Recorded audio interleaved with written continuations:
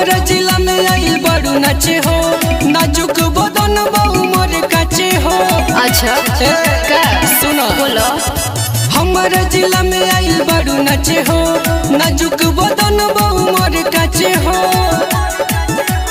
टूट जाओ आज चौकी ऐसा डांस कीजिए।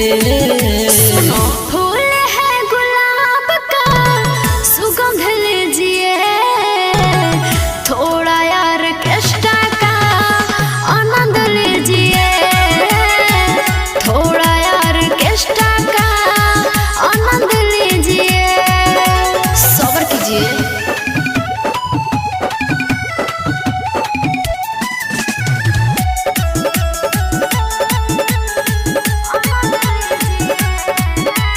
बेनले बारू जे चोली होई टाई, लइकन में लागे करा देबू फाई। दल दल बारू दल गावो जो बनवा, भूली चलोई बुला के फूल नाई। सुनो जहाँ जानी हम बाबू माजा देनी भरपूर, लाग के तनो पर सासन मार हो खेला जरूर। बुझलो माती जाओ समियाना बस रोमांस कीजिए।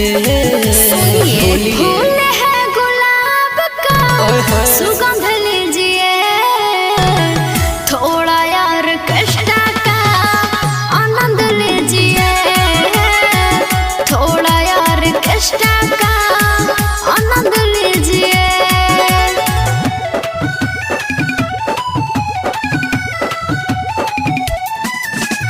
Music by Vivek Vijay.